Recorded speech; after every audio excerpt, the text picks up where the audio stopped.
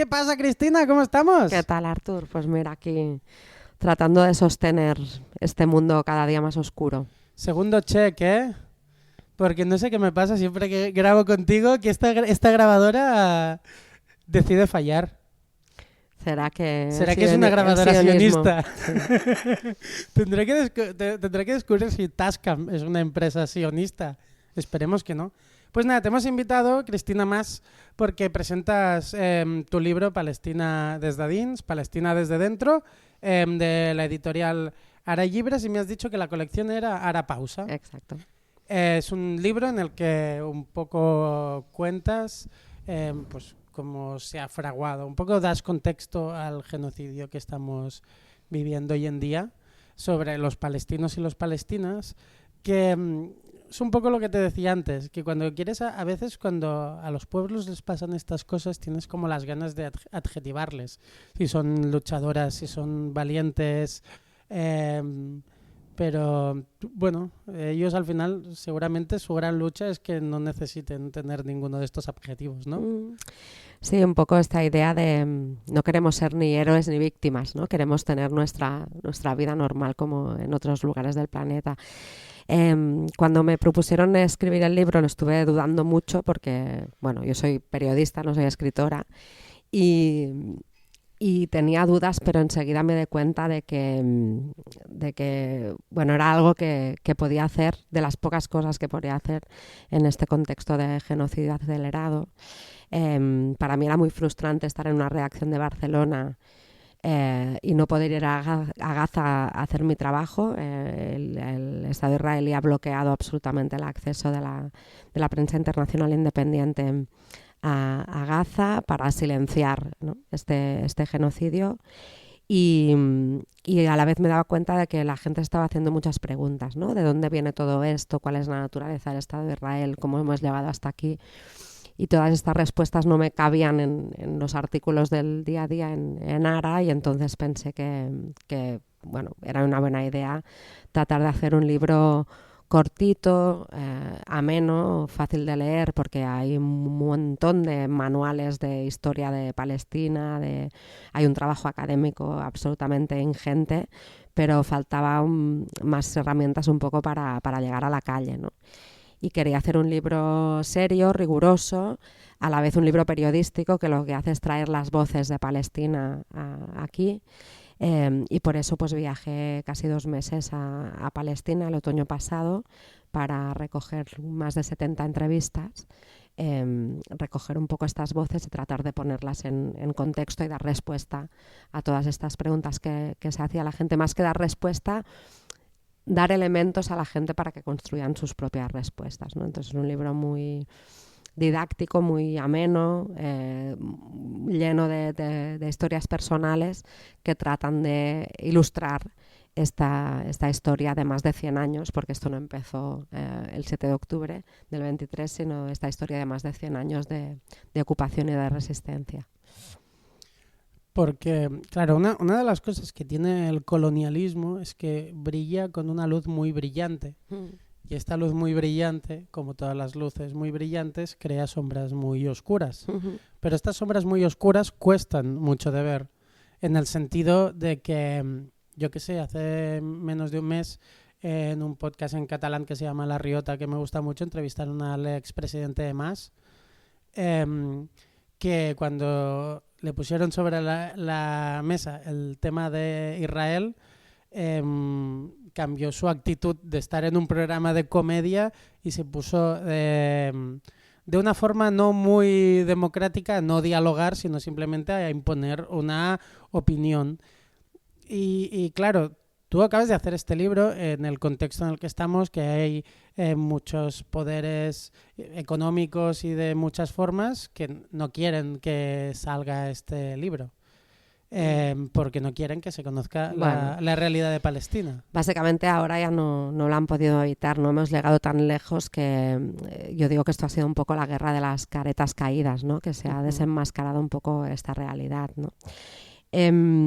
Precisamente lo que trato de contar es que al final el proyecto del Estado de Israel, el proyecto del sionismo, encaja históricamente perfectamente en la Europa de finales del siglo XIX, que era una Europa supremacista, blanca, colonial, que expandía su imperialismo por todo el planeta y que utilizó este movimiento sionista para un proyecto que tenía otro interés, que no tenía nada que ver con la realidad del pueblo judío, ni nada que se le parezca, que tenía que ver con colonizar un territorio estratégico del planeta, como es la zona de Oriente Medio, al calor de la derrota del Imperio Otomano en la Primera Guerra Mundial y como los nuevos imperialismos emergentes en ese momento, que son el francés y el británico, ocupan, se dividen el territorio de Oriente Medio y Palestina se convierte en un mandato británico.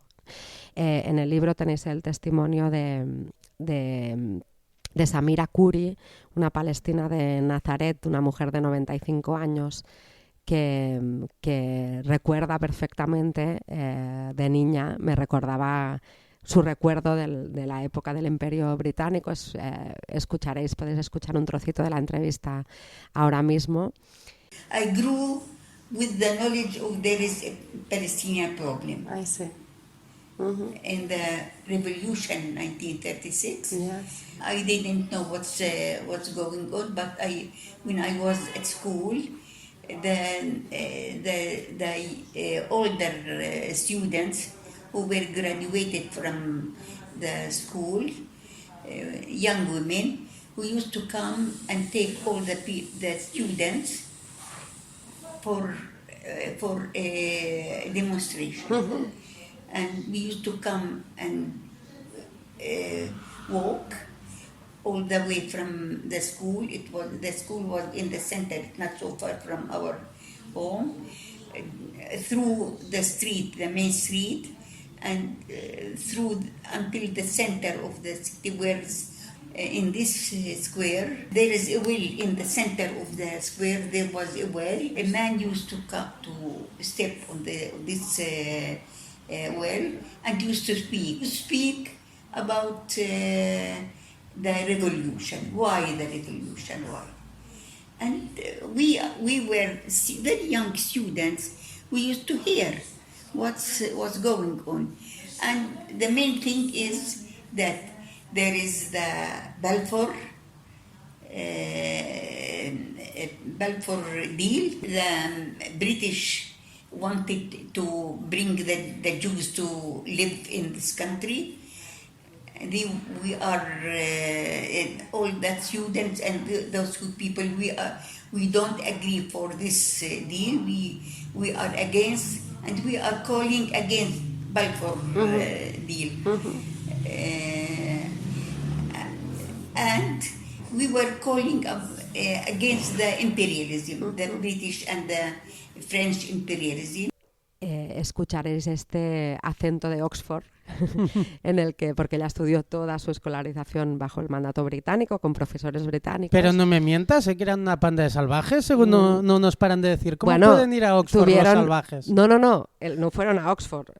Tuvieron profesores de Oxford en Palestina, porque las escuelas del mandato británico en Palestina eran profesores británicos que iban a colonizar, ¿no?, a la población palestina, y ella recuerda este primer levantamiento del pueblo palestino contra la colonización británica, que se produjo en el año 36, la llamada Gran Huelga General, que fueron muchísimos meses de huelga general con una resistencia popular en la calle enorme, y que cuestionaba este dominio británico y esta política del Imperio Británico de convertir Palestina en lo que Lord Balfour, el ministro de Exteriores de aquel entonces, denominó el hogar nacional judío, ¿no? Entonces es esta transferencia, como el proceso de colonización de Palestina no se termina con una descolonización y un reconocimiento del derecho a la autodeterminación como los británicos habían prometido, sino se convierte en un estado artificial, supremacista, blanco, para imponer un Estado judío en el corazón de Oriente Medio, y que esto encaja perfectamente con la misma lógica de la Europa del rey Leopoldo de Bélgica colonizando Congo, o de la reina Victoria del Reino Unido, o de la Alemania que perpetra el genocidio en Namibia, ¿no? Entonces, el proyecto colonial supremacista blanco de esta creación, de esta implantación artificial de un Estado judío en el corazón de Oriente Medio, que tampoco es un Estado judío, porque en Palestina vivían muchos judíos antes de la creación del Estado de Israel, lo que hace es convertirse un Estado sionista en este instrumento de ocupación colonial a largo plazo, en un territorio que, con el descubrimiento de los pozos del petróleo, el desarrollo del nuevo capitalismo industrial a mediados de la segunda mitad del siglo XX, pues se convierte en un lugar totalmente estratégico para el capitalismo global. Y así llegamos hasta hoy, en una situación en que el pueblo palestino no lucha contra el Estado de Israel solo, sino que lucha contra el Estado de Israel apoyado por todas las grandes potencias mundiales, desde Estados Unidos hasta las potencias europeas, que ofrecen un apoyo militar, político, diplomático, económico al Estado de Israel, que llega hasta hoy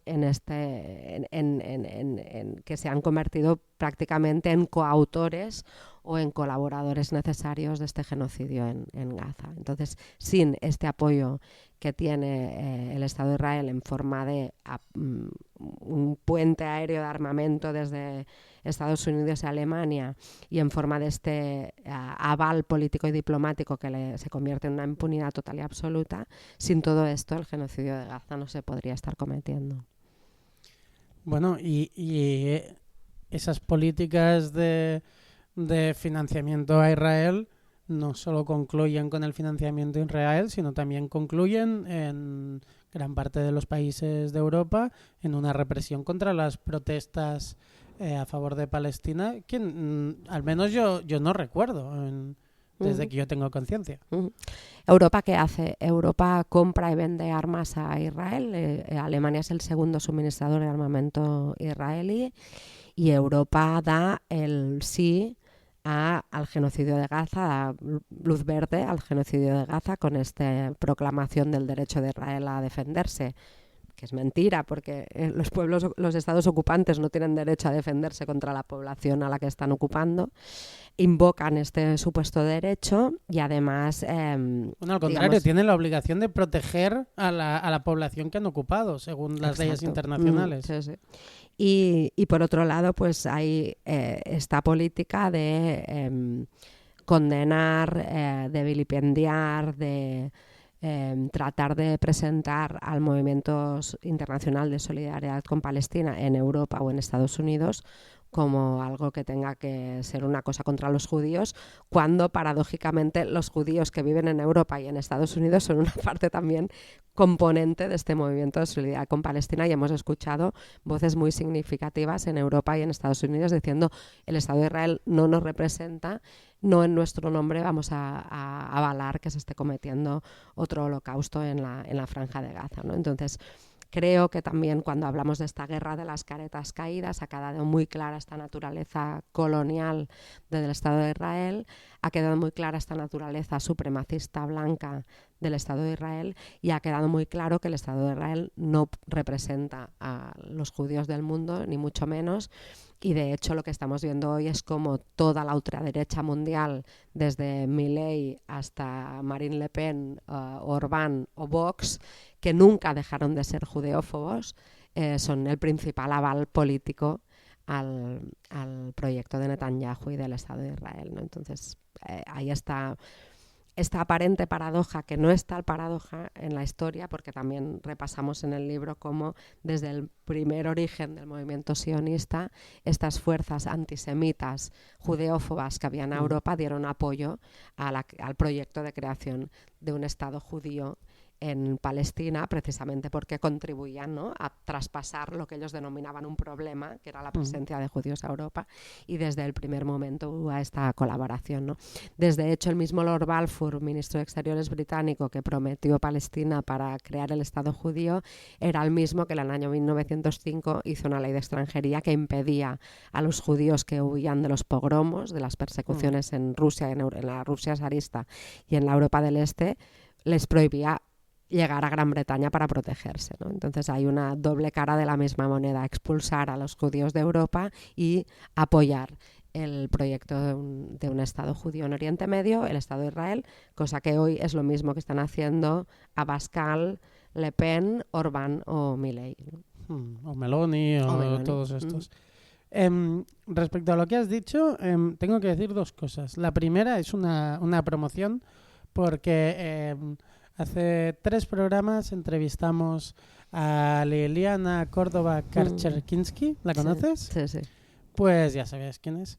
Es de la Red Internacional de Judíos Antisionistas. Ella nos contó su historia porque ella es nacida en Argentina, de orígenes judíos, y se fue a colonizar Palestina y una vez allá pues descubrió la verdad y ahora es pues una persona como nosotros que lucha en contra de esta injusticia. No es el único caso, hay muchísimos casos como el suyo. Sí, exacto, yo aprovecho para deciros que si os interesa, por aquí arriba en algún lado voy a poner el link por si queréis verlo luego, o parad esta entrevista, vedla y luego pues seguís.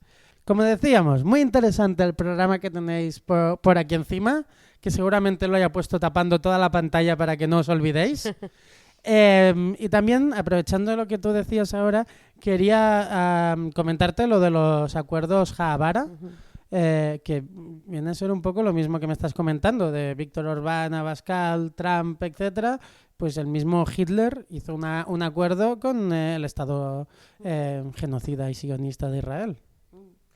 Bueno, por ejemplo, hay cosas muy interesantes, ¿no? Como una declaración de Ben Gurión, del fundador del Estado de Israel, en el año 38, por lo tanto, cuando ya estaba el Holocausto en pleno auge, y él dice, si me dieran a escoger entre salvar a la mitad de los niños, salvar a todos los niños judíos que viven en Alemania y llevarlos a Gran Bretaña, o salvar solo a la mitad y llevarlos al Estado de Israel, elegiría la segunda opción porque es nuestro deber histórico, ¿no? Nuestra misión histórica. Que precisamente Liliana, que es una gran experta de los mitos sionistas, pues esto dice que es una gran mentira. Igual que exista el concepto del pueblo judío. Esas son grandes mentiras que dicen ellos que muchas veces se compran en el relato. Bueno, el Estado de Israel ha tenido muchos problemas en definir cuál era, digamos, la naturaleza de la ciudadanía. En el libro repaso varios casos también donde se plantea, bueno, qué quiere decir ser judío, ¿no? Y esta idea de que tiene que ser la transmisión matrilineal. Entonces, ¿qué pasa con los que no son hijos de padre judío pero no de madre judía, ¿no? Que esta naturaleza no es una naturaleza religiosa. Entonces hay todo un proceso de polémica interna para definir quién tiene derecho a la ciudadanía, ¿no? Y después tenemos otra cosa muy interesante, que es toda la discriminación de los judíos de origen árabe. Había judíos en Irak, en Egipto, absolutamente en toda la región. En Etiopía, ¿no? También había un gran grupo. Si hablamos solo de Oriente Medio, ¿no? Había, y cuando llegan a Israel, que debía ser presuntamente su tierra, o la tierra que les habían prometido, pues se encuentran absolutamente marginalizados y discriminados. Los judíos de Yemen también, porque, claro, no encajan en el modelo, ¿no? Y Ben Gurión dice, no quiero que en Israel se viva como en el mundo árabe, ¿no? Entonces hay esta ruptura entre los judíos askenazis, esta élite privilegiada que viene de Europa, de la que pertenece, por ejemplo, Netanyahu, y, digamos, los judíos que son mandados a las zonas más pobres del nuevo Estado, considerados como de segunda, porque sus facciones y su cultura es una cultura árabe, ¿no? Y esto no encaja en el esquema este del supremacismo blanco europeo, que es el que está detrás del proyecto de construcción del Estado israelí. Pero esto no iría en contra de Dios. O sea, quiero decir, yo hablo como ateo, ¿eh? No tengo ni puñetera idea. Aquí la religión no pinta nada. O sea, esto no es un pretexto, es una excusa, ¿no? De hecho, la misma decisión de establecer el Estado de Israel en Palestina se toma en un momento después de haber barajado muchas otras opciones, como Argentina, Uganda, como Patagonia, efectivamente. Entonces aquí la religión solo se usa como una cobertura, ¿no? Y otra vez, hay palestinos.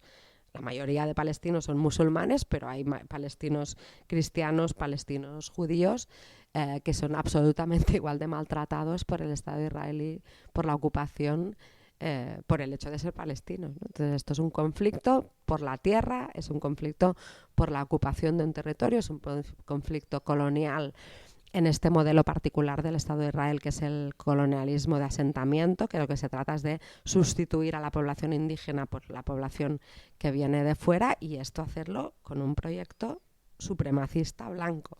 Y aquí es donde se acumulan un montón de contradicciones, ¿no? Que es un poco lo mismo que hizo Inglaterra en Australia, por poner un ejemplo.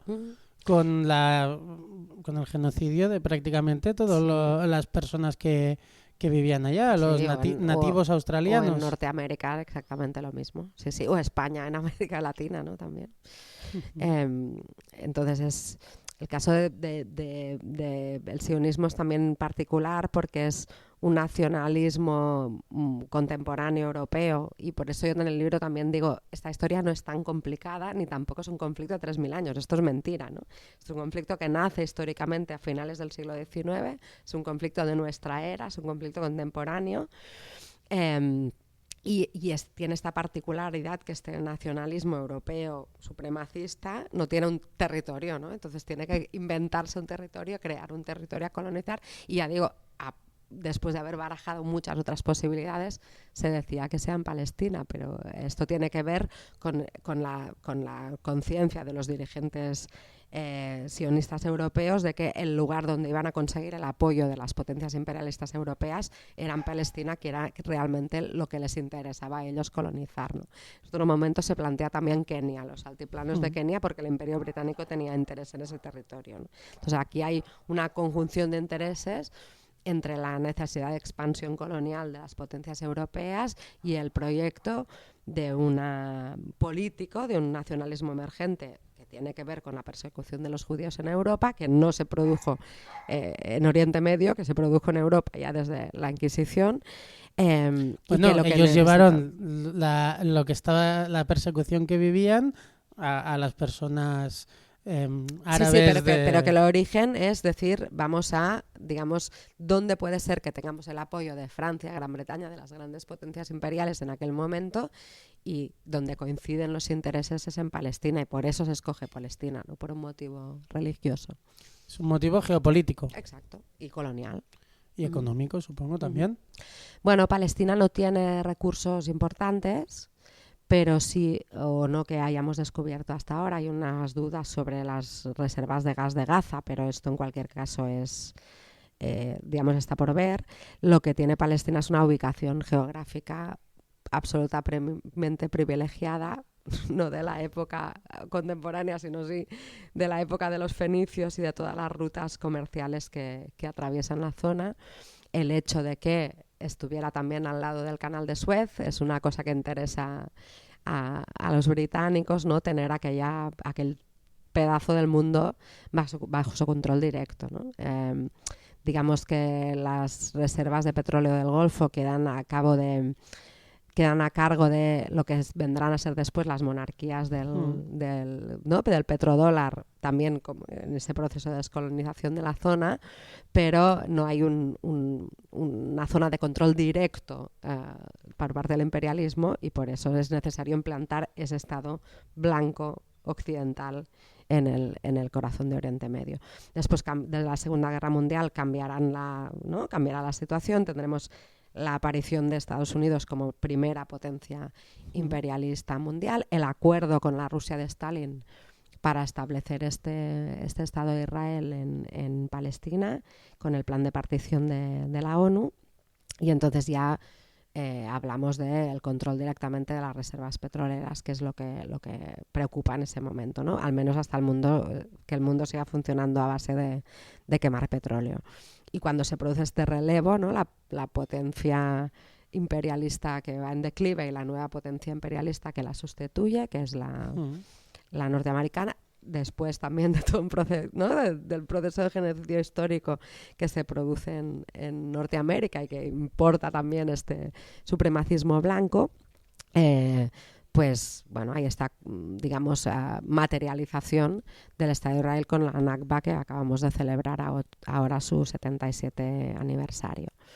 Y precisamente en el libro, porque yo tenía mucho interés en hablar con las abuelitas palestinas, sabes que una de las profecías del sionismo es que los viejos morirán y los jóvenes olvidarán.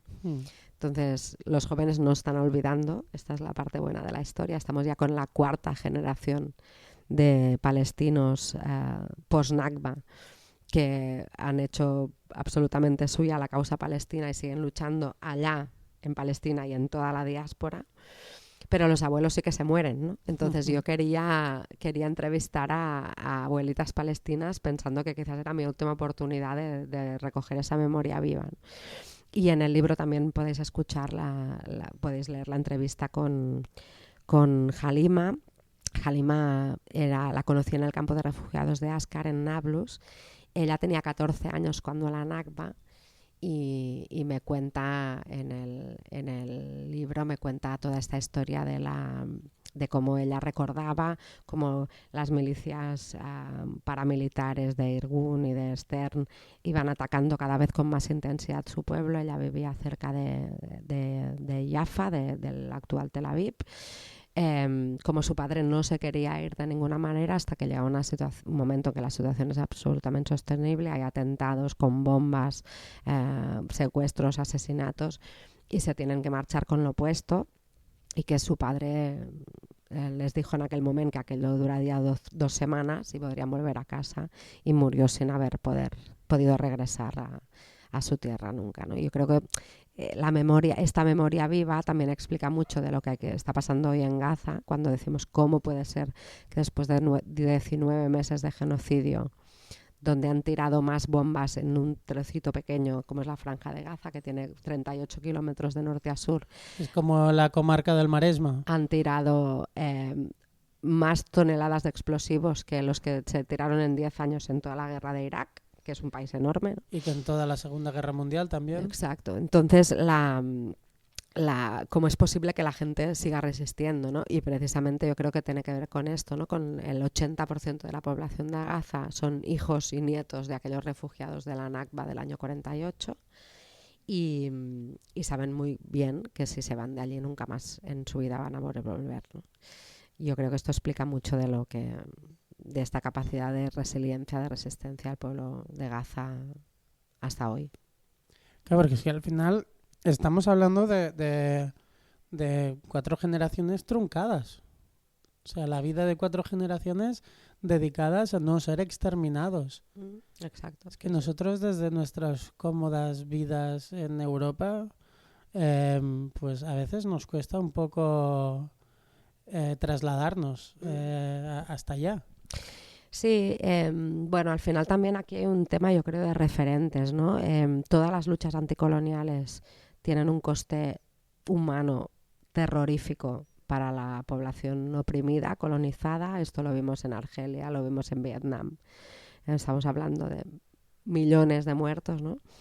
Y le pasa que como Palestina se mantuvo bajo colonización cuando el resto de sitios ya se habían descolonizado, digamos, de la forma clásica de colonialismo, pero Palestina quedó allá, ¿no? Entonces, esta lucha anticolonial tiene exactamente el mismo nivel de virulencia, pero lo vemos como un decalaje histórico en el que nos cuesta poner este contexto, ¿no? Efectivamente son 4 generaciones que no van a dejar que han luchado y no van a seguir a dejar de luchar, y que esta profecía de los viejos morirán, los jóvenes olvidarán, la segunda parte de esta profecía no se está cumpliendo, al contrario, ¿no? Y esto es lo que te indica que hay cosas que están yendo muy mal para el proyecto sionista. Pero es que yo no entiendo cómo quieren que olviden si los están matando. Si les hubieran, yo qué sé, pseudo creado un estado en el que más o menos hubiera una relativa paz con unas formas coercitivas menos lesivas, o sea, menos genocidas, aún podrían llegar a olvidar si tuvieran una especie de... Pero es que este no es el plan, es que el plan es exterminarlos.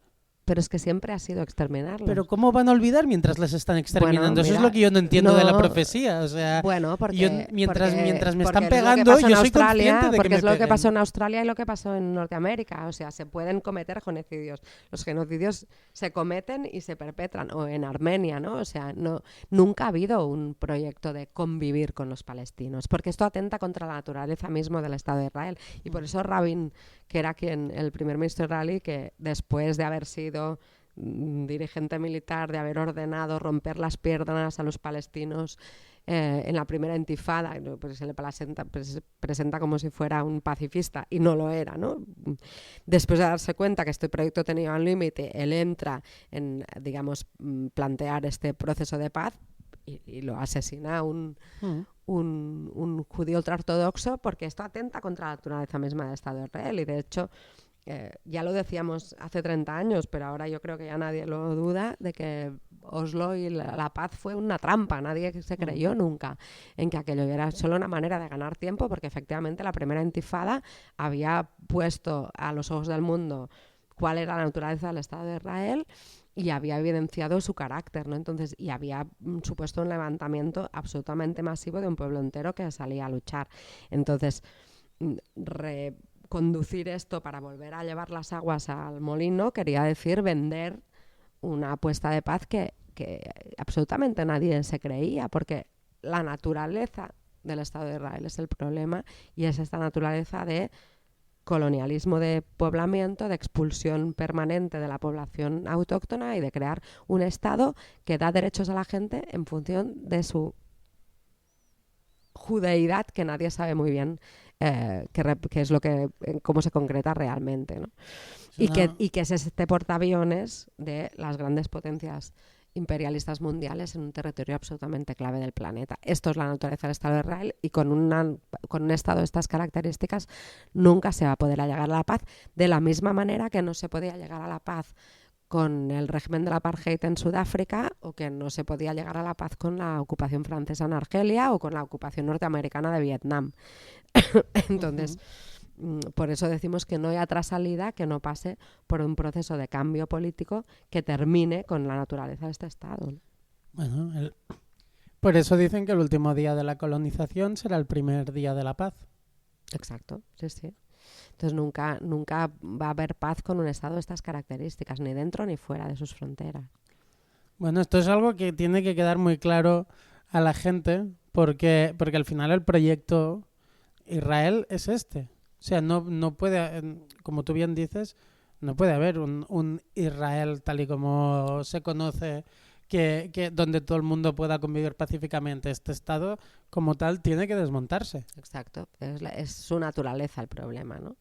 Y por eso la solución de los dos Estados es que nadie cree en ella, absolutamente. O sea, no es una cosa que se desempolva, se quita del cajón cada vez que los palestinos se levantan para tratar de frenar la cosa, pero no hay ninguna base que haga posible esa realidad, y lo vimos, ¿no? Los palestinos aceptaron, firmaron la paz, se fue Arafat allá con el olivo, aceptaron todas las condiciones, renunciaron al 80% de su tierra. ¿Y qué ha pasado 30 años después? Porque cada vez han visto como lo que les quedaba era menos espacio de tierra, cada vez era más gente asesinada, liquidada. Entonces, para mí hay una continuidad histórica entre la Nakba, limpieza étnica, con la creación del Estado de Israel, la construcción de ese Estado de apartheid con la ocupación de los territorios y la creación del Estado de Israel, y hoy el genocidio en Gaza, ¿no? Hay una línea de continuidad muy, muy clara, y yo me atrevería a afirmar que la propia naturaleza del Estado de Israel le llevaba a convertirse en este Estado genocida que es hoy. En este sentido hay una entrevista, también me pareció súper interesante, con Liat Semel, que es una abogada judía antisionista que vive en Jerusalén, que se ha dedicado toda la vida a defender a los palestinos y las palestinas en los tribunales, incluso los que hacían acciones de lucha armada. Ella me decía, en 60 años de carrera nunca ha ganado un caso, ¿no? Porque precisamente hay este régimen de apartheid, pero para mí, si un chaval condenado a 20 años de cárcel se pasaba solo 10 en la cárcel, pues eso ya era una victoria, ¿no? Y ella me decía, es que quizás el sionismo estaba digamos, predestinado a llegar a esto y nosotros por mucho que hiciéramos no lo podríamos parar, ¿no? Y hay este momento en el que ella me explica, el problema es el racismo puro y duro, el creerse que somos un pueblo superior por el hecho de ser judíos y que no pasa nada por matar a un palestino, por matar a un árabe, como lo llaman ellos, porque no se le considera un ser humano. Ahí el corte que podéis escuchar en que ella dice esto. Feeling that everything is falling apart. So in Israel, it's nice. Sometimes I'm happy about it, but practically, it's a proof that we, the left, the anti-Zionist left, the activists, we did not succeed. We failed. We did not succeed to shift our message. When we were talking about coexistence, living together, one state, two states, never mind, we really meant it as the only solution. It was very, very clear that the Palestinians, if they don't have their own state or their own decision about making, and they are not recognized for their autonomy, every nation in this world will fight, of course. So they will fight, and therefore the attack of Hamas it was not a surprise, not at all. It was supposed to happen, perhaps even much earlier. And I always think about it that the fact that the attacks were exactly on all this area around Gaza. What is the area around Gaza? It's where the refugees of around Gaza came to Gaza from, all these places. And so it must have happened somehow. And we spoke about this. We spoke about possible catastrophes, then it happened. The problem is that at the same time, the Israeli right wing, the fascism, I would say, fascization, and mainly, I see it as the main problem, the sheer pure racism grew fantastically. The feelings of the average Israeli is that we are superior. Not only superior nation as we call ourselves, but superior human beings, being Jews. And therefore the others are inferior. And that brings about the racism. So it's very easy to kill a Palestinian, why not? An Arab as they call it. What is it? He's a terrorist. Y claro, refiriéndonos a esto, que me lleva a pensar un poco en la radicalización que estamos teniendo últimamente. Automáticamente se suele decir en el mundo islámico, pero yo te iba a decir a nivel religioso.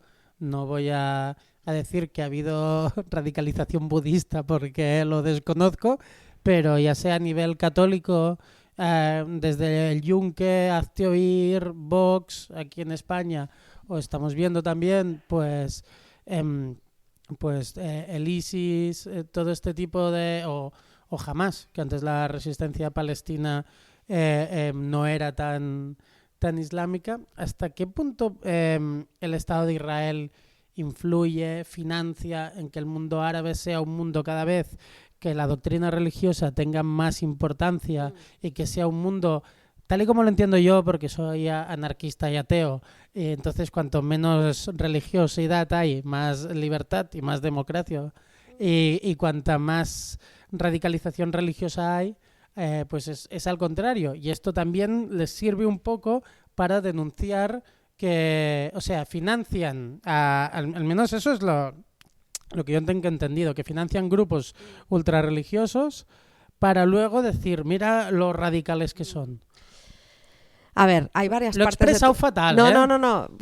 Digo porque creo que hay que ir un poco más allá, ¿no? Hay varias partes. Una parte es efectivamente en el origen de Hamas yo creo que decir impulsa es una exageración. El Estado de Israel tolera y permite la creación de las primeras fundaciones benéficas islamistas en Gaza, precisamente para contrarrestar a una izquierda que estaba teniendo mucha fuerza entre la población y que daba, en el contexto del surgimiento de todos los movimientos guerrilleros en los años 60 en todo el mundo, pues también hay esta expresión en Palestina con la OLP y la fundación de organizaciones nacionalistas laicas o directamente marxistas y de izquierdas, como el caso del Frente Popular, el Frente Democrático en Palestina, que consiguen un apoyo de masas muy significativo y generan unas simpatías en el exterior, y el Estado de Israel quiere parar esto, ¿no? De alguna manera. Esto es al calor después del proceso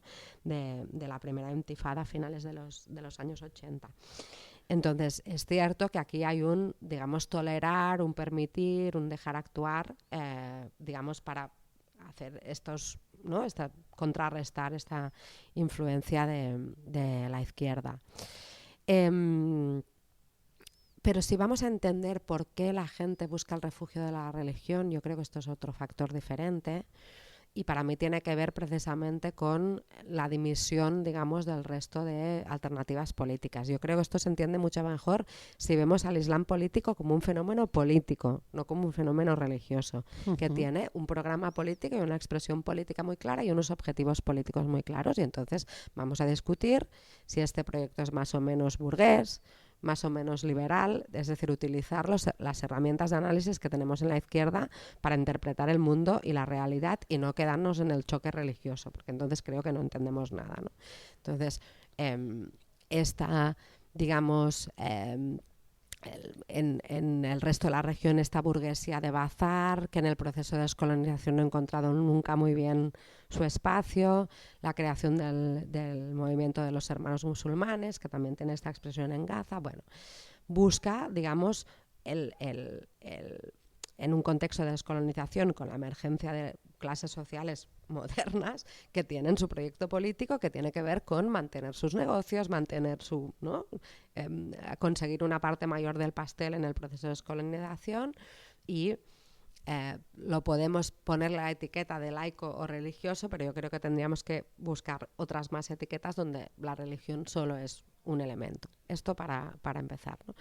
Entonces yo creo que es claramente muy obvio que estos movimientos políticos islámicos, de islam político, en Palestina tienen un papel totalmente diferente, una génesis totalmente diferente y una naturaleza totalmente diferente de lo que podrían ser los movimientos islamistas transnacionales tipo Al-Qaeda, después Estado Islámico, todo esto. No, creo que no tiene absolutamente nada que ver, y en Occidente es muy fácil ponerlo todo en el mismo saco, ¿no? Entonces, Hamás es un movimiento nacionalista palestino, en primer lugar, que tiene la religión como un componente y que hace política con esto, ¿no? Digo porque aquí también tiene que ver la reivindicación de las realidades nacionales, populares, qué papel juega la religión en la identidad de la gente, ¿no? Para mí me parece un fenómeno mucho más complejo.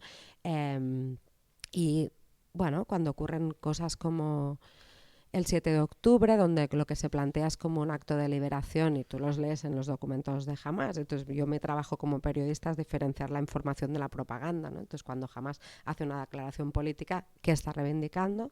Está reivindicando la liberación del pueblo palestino, está reivindicando contra una política de la autoridad palestina que ha sido absolutamente colaboradora con la ocupación, está llamando a todos los pueblos libres del mundo a levantarse contra el imperialismo y la ocupación occidental, y obviamente en este proyecto político existe un componente religioso también, ¿no? Nada que ver con Al-Qaeda, Estado Islámico, que no tiene una localización, un arraigo entre la gente, ¿no? Que son grupos armados que funcionan en las montañas, ¿no? Aparte de la realidad de los pueblos. Creo que esto hay que ser un poco más cuidadosos a la hora de analizarlo. Para mí, y esto por ejemplo hacíamos broma con un politólogo palestino que es muy, bueno, un tipo joven que ha escrito muchas cosas interesantes, y me decía: Cris, tú sabes que en Palestina el tema del ecologismo no no estamos consiguiendo que se implante mucho. Hay una relación muy querida de la gente con la tierra y, por ejemplo, a nivel agrícola se están haciendo cosas absolutamente brutales de recuperar semillas originales, de tratar de tener una agricultura ecológica, de cuidar la tierra, pero en la calle no. Por ejemplo, el tema del reciclar no es una cosa que esté muy presente en la conciencia de la gente, ¿no? Entonces decía, tú que sabes bien esto, que los palestinos el tema de la ecología no estamos muy sensibilizados, yo te digo que si surgiera un partido ecologista verde hoy en Palestina que dijera por la resistencia contra la ocupación, todos los palestinos serían ecologistas de golpe, ¿no? Es una broma, pero para señalarte esto. Entonces, para mí, para explicar en Palestina por qué crece el apoyo a Hamás, es porque ¿dónde está la alternativa? Porque la izquierda está toda en la cárcel y bajo las piedras, absolutamente desarticulada, y el proyecto nacional laico se ha puesto a trabajar al servicio de la ocupación. Entonces, ¿qué le queda a la gente?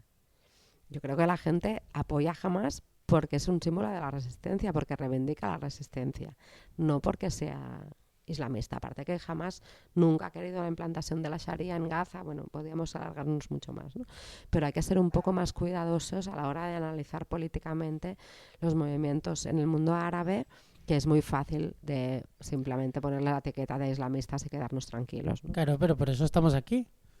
O sea, a veces, yo siempre lo digo, esta frase me gusta mucho decirla, que tampoco digo que haya sido el caso, pero yo prefiero hacer una pregunta estúpida y No es una pregunta estúpida. por eso no hay digo, preguntas estúpidas, solo hay respuestas estúpidas. Esto Pero- que quede muy claro. pero a eso iba. Yo prefiero hacer una pregunta estúpida, pero aprender algo con la respuesta que no quedarme siendo estúpido. No, a eso es es a que lo no que hay, iba. no hay preguntas Pero, estúpidas. quiero decir, si no Todas ponemos- las preguntas son legítimas. Otra cosa es que hay respuestas muy estúpidas, Y pero las preguntas nunca lo Tú son. misma lo sabes cuántas veces, cada vez que se publica un programa sobre Palestina, la de comentarios islamófobos que nos llegan, Bueno, y muchas porque- veces de amistades, de personas cercanas Porque este a es el otro nosotros. factor, ¿no? Llevamos un lavado de cerebro en Europa desde los atentados del 11S en Nueva York, ¿no? Del peligro islamista, de la demonización de los árabes, de considerar esto, bueno, el otro día lo dijo Borrell, el jardín, Europa es un jardín envuelto de una selva de salvajes, ¿no? Otra vez, esta idea supremacista, racista y colonial blanca, ¿no? Que considera al otro, pues que está todavía por civilizar, ¿no? Es la naturaleza de Europa es esa, ¿no? Al final. Entonces, hay que combatir y hay que ser un poco más cuidadosos con vencer estos estereotipos. Dicho lo cual, yo, para mí, como alguien de izquierdas, también me interrogo mucho sobre cómo la religión le está dando fuerza a la gente en Gaza para resistir. Y eso tenemos que analizarlo también, ¿no? Como el hecho de pensar que todo este martirio tiene un sentido, que quizás cuando la gente muere se va a algún lugar mejor, y que de alguna manera esto es lo que te ha tocado vivir, que no es por tu culpa, ¿no? Sino que es bueno, a mí también me parece intuir, porque no puedo ir a Gaza para comprobarlo, porque el ejército israelí me lo impide, me parece intuir que esto también está jugando un factor emancipatorio, ¿no? Entonces es una cosa que para la gente que somos de izquierdas, decimos que menos de 3 contradicciones es ser sectario, ¿no? Pues bueno, yo creo que es una cosa que a mí me da de pensar, ¿no? Si puede ser que una creencia religiosa ayude a un proyecto de liberación, y tampoco sería la primera vez en la vida que esto pasa, ¿no? No, eso no quiere decir que no pase, simplemente... No, porque por saltar estas barreras, ¿no? Todo lo que es la teología de la liberación en América Latina, ¿no? Bueno, puede ser que por, digamos, dimisión de otras alternativas políticas, la religión acabe dando esperanza, dando fuerza, dando ilusión a la gente, ¿no? Nos guste o no nos gusta, pero es así, ¿no? Entonces creo que son cosas que nos deben hacer pensar, y sobre todo pensar que no excepcionalizar, ¿no? Pensar que hubo mucha gente en América Latina que dio la vida contra el imperialismo norteamericano, aferrándose a un ideal de justicia social y de igualdad que tenía una base religiosa, ¿no? Y esto fuimos capaces de encajarlo, ¿no? De alguna manera en nuestros análisis. Pues ¿por qué no ahora también? Bueno, ahora, porque como bien has dicho tú antes, hay un ataque contra todo lo que sea islámico, musulmán, como quieras Fíjate, decirlo. otra cosa muy interesante es, sabes que el tema del respeto a los derechos de las minorías cristianas en Oriente Medio ha sido también un gran leitmotiv del imperialismo, ¿no? ¿Qué pasa con los cristianos en Irak? ¿Qué pasa con los cristianos en Siria? ¿Qué pasa con los Que cristianos Israel en los Líbano? bombardea, eso no lo dudéis, ¿eh? Israel ha bombardeado brutalmente las únicas iglesias de Gaza, iglesias milenarias como la Sí. iglesia de San Patricio, y persigue sistemáticamente a los cristianos de Jerusalén de una manera absolutamente brutal. Y aquí no hay penalización, ¿no? Bueno, y Entonces, quieren prohibir la figura de Jesús. Es algo que ahora seguramente tú conocerás mejor el partido político. Uno de los que apoyan a Netanyahu, uno de estos de ultraderecha por locos, eso. quiere cada año lleva al Parlamento Sí. la prohibición de la figura de Jesús. O luego tenemos el otro componente, que es todos los movimientos estos cristianos evangélicos que quieren, digamos, la imposición del Estado de Israel y borrar del mapa a los palestinos, sacar la mezquita de Al-Aqsa y poner allá el templo que tiene que bajar del cielo, porque esto va a ser el señal del advenimiento del Mesías definitivo, ¿no? Y esto es súper fuerte en Estados Unidos, ¿no? Todas estas corrientes de cristianismo evangélico y entonces aquí no hablamos del papel que tiene la religión en Estados Unidos. Solamente, Me ¿no? gustaría hablar del evangelismo porque precisamente gran parte de la ideología de ultraderecha se Por vincula eso. a través Pero solo nos del fijamos, machismo. exacto, solo nos fijamos en la religión cuando es con los musulmanes, ¿no? En el papel de la religión cuando es con los musulmanes. Entonces, bueno, existe una corriente muy poderosa en Estados Unidos que cree que el mundo se salvará el día que desaparezca la mezquita de Al-Aqsa de Jerusalén y baje el tercer templo. Y lo creen firmemente, están absolutamente convencidos de ello, incluso grandes dirigentes estadounidenses, importantes dirigentes estadounidenses. Bueno, pero, again, solo hablamos de la religión cuando se trata de los musulmanes, ¿no? Claro, pero precisamente por eso te sacaba el tema, porque si al final no hablamos del tema, la gente nunca toma conciencia de que al final la religión... Bueno, es que como dicen los indios, a los católicos, a los musulmanes y a los judíos, dicen que somos los del libro. Que eso me hace mucha gracia y me parece como una gran definición de lo que somos, porque en el fondo es la misma religión que en ciertos momentos históricos se dividió por ciertos puntos y ya está. Y en la India, que siguen conservando dioses desde hace miles de años, claro, ellos ven como algo muy nuevo todo esto que está generando lo que está generando en muchísimos sentidos, porque nos afecta en todas partes. Por ejemplo, es que claro, a mí todo el tema que saca ahora del evangelismo me preocupa muchísimo porque veo gran parte de los jóvenes hombres heterosexuales de hoy en día machistas, muchísimos, que son los que estarían a favor de una dictadura y todo eso, muchísimos van a iglesias evangélicas y defienden el evangelismo. Entonces, que el fascismo y la ultraderecha venga por allá, pues a mí me asusta. Está con el Estado de Israel. Evidentemente. Sería rarísimo absolutamente lo contrario. Ya para acabar la entrevista, primero de todo quería decir, no sé si tienes algún testimonio más que no hayas... Pues mira, como todo es muy desesperante y nos caen sobre la cabeza los más de 100.000 muertos que ya tenemos en Gaza y parece que no hay luz al final del túnel, yo quería decir dos cosas. Una, que esto lo explica muy bien Ilan Pappé, el historiador israelí antisionista. Esto está dando todos los signos del final, ¿no? De llegar al final. Es decir, ningún Estado Ojalá. que se aguanta única y exclusivamente por el uso de la fuerza tiene, digamos, recorrido histórico, ¿no? Los imperios más fuertes y más grandes están acabando colapsando, ¿no? Cuando de alguna manera ya se convierten en coches sin freno, ¿no? Yo creo que esta parte está empezando, lo que pasa que pienso también que no va a ser inmediato y que el coste es muy duro, ¿no? Pero por una lógica, digamos, matemática, Gaza ya no debería existir, ya no debería quedar a nadie allí con capacidad de resistencia. Me parece bastante claro que si la gente de Gaza hubiera decidido salir de Gaza, no habría habido ninguna fuerza humana que se lo impidiera. O sea, si cuando hubo la ofensiva sobre Rafah en la primavera pasada, la gente hubiera decidido ponerse a andar hacia Egipto, esto no lo hubieran podido parar, y es que la gente decidió quedarse, ¿no? Y cuando hubo la tregua, que se abrieron el corredor de Netzarim y volvieron 600.000 personas al norte de Gaza, sabiendo que no quedaba piedra sobre piedra allá, que es precisamente lo que estos días están bombardeando otra vez de nuevo, bueno, no le quitemos agencia a la gente de Gaza y no los veamos simplemente solo como víctimas, ¿no?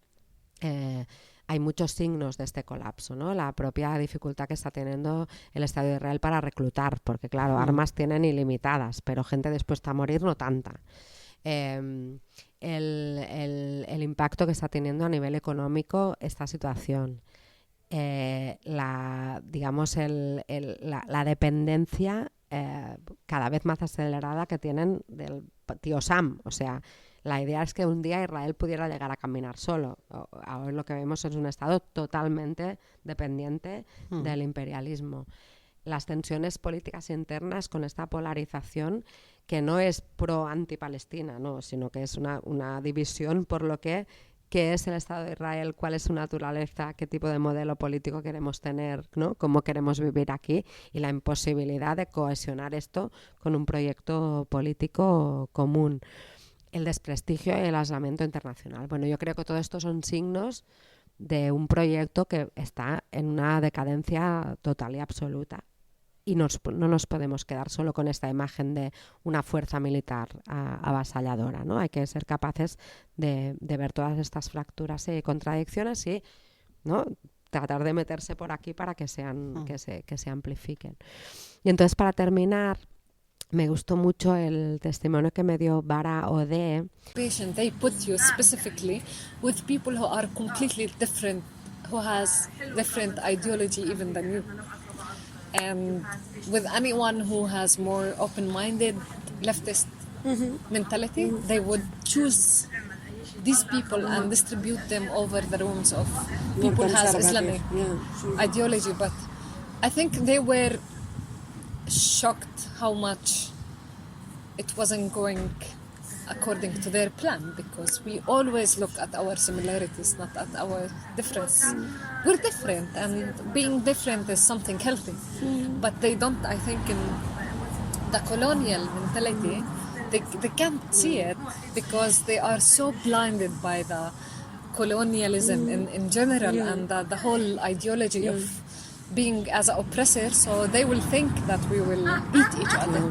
And I think we never allowed that. Never. I think the female prisoners, so they are one of the most great, strong fighters I have ever seen.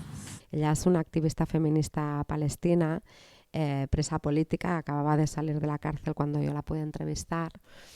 Y bueno, está claro que la cárcel es una maquinaria, forma parte de la maquinaria de guerra y de exterminio, ¿no? Con este lugar diseñado para romper a la gente, y cuando son mujeres, ¿no?, todavía el nivel de violencia, ¿no?, es aún superior. Ella, además, tenéis todo su testimonio en el libro, hace una reflexión muy en profundidad sobre, ¿no?, la utilización del cuerpo de las mujeres en contextos carcelarios. Bueno, aprende muchísimo de ella. Y me cuenta en este fragmento, me cuenta qué pasa cuando una activista de izquierdas es encarcelada. Obviamente la ocupación la va a meter en la cárcel, en la celda con chicas de Hamas, para ver si se comen las unas a las otras.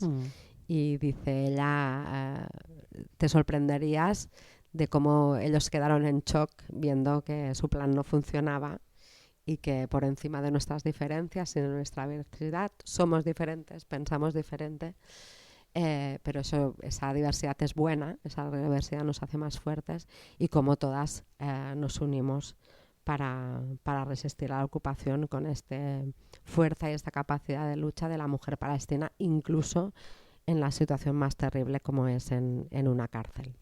Y creo que también es una lección cuando a veces decimos que no somos capaces aquí de ponernos de acuerdo gente que queremos lo mismo, pues tener esta imagen de las Que cárceles esto me palestinas. recuerda al 1 de octubre. En las escuelas da igual si tú venías, yo en este caso iba como apoderado de la CUP, si venías de Junts, si venías de Esquerra, Bueno, pues estábamos todos unidos. Imagínate en una cárcel israelí, en unas condiciones absolutamente terroríficas de tortura, y creo que es un testimonio que merece mucho la pena. Lo podemos escuchar si quieres. Vale. Última, però m'han hecho No, sí, és l'última, Sí, ja. sí. Llavors, combois d'ajuda, patrocini i Perfecte. tapires. Molt bé. Vale, pues nos soltamos este vídeo y ponemos otro. Porque tú también participas en estos convoys de ayuda que estáis enviando con Lluita Internacionalista regularmente a Gaza. Y nada, quería un poco que me explicaras, porque yo ahora me he perdido, la gente que habrá visto el vídeo verá que en el vídeo hay unos subtítulos y hay una persona que es del sindicato, ayúdame por Sí. favor. Bueno, esto es una campaña que empezamos hace ya más de un año. Nosotros llevamos más de 25 años trabajando con la Unión Independiente de Comités Obreros Palestinos. O sea, no dice sindicato en ningún lado. Bueno, Me lo he pateado yo. Unión Independiente de Comités de Trabajadores Palestinos es un sindicato de Gaza que venimos trabajando con ellos hace un montón de tiempo, que siempre han defendido desde una posición de independencia de clase los derechos de los trabajadores y trabajadoras en Gaza, independientemente de quién estuviera en el gobierno. Y bueno, ante la situación de genocidio nos pusimos a hacer lo que nunca habíamos hecho, que es una campaña para comprar agua, comida y productos de primera necesidad.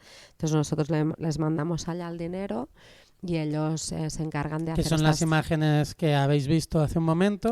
Y ellos se encargan de hacer estas distribuciones de agua y de comida, tratando de mantener un espacio lo más seguro posible. Habéis visto en las imágenes muchos niños, muchas personas mayores, muchas mujeres que van a recoger esta ayuda vital imprescindible.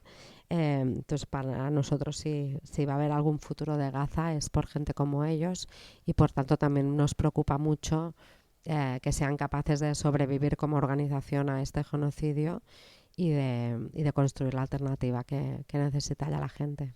Vale, dinos dónde pueden enviar la ayuda, yo lo pongo en el comentario. Sí, encontraréis aquí un número de cuenta, nombre de Ayuda Obrera Internacional, y podéis hacer allá vuestros donativos. Entonces, cada vez que se hace un envío, ellos documentan con estas fotos y estos vídeos para que se vea que la ayuda llega a la gente que más lo necesita. Es una iniciativa de base popular, obrera, veréis este orden, esta preocupación por los más vulnerables. Y vamos a tratar de seguir ayudándoles en todo lo que podamos, aparte de todas las actividades de ayuda política y de movilización en la calle, que es la base para detener este genocidio. De la clase trabajadora hacia la clase trabajadora. Y ya por último recordar que hoy estamos hablando de este libro, Palestina desde dentro, de la editorial Ara Llibres, y de, ¿cómo me has dicho que era esto de Ara Pausa? La colección. La colección. ¿Sabes que mi cerebro es como un 4x4 en el barro? A veces avanza, pero habitualmente se queda ya refregando. Un libro súper interesante y que nos da un poco de conciencia de lo que está pasando en Palestina. La portada es de Samira Badran, una artista palestina refugiada en Barcelona, que es un sol y que hizo esta portada preciosa que hace que el libro se vea mucho en los estantes de las librerías. ¿Tú qué ves en el libro, en la portada? Hombre, esto es una fulla de llauré, ¿cómo se dice en castellano? ¿No Olivo. Olivo. Uh-huh. Me ¿Qué es para ti el salía olivo? laurel, ¿no? ¿Qué es para ti el olivo? Hombre, el olivo es el símbolo de Palestina, en parte.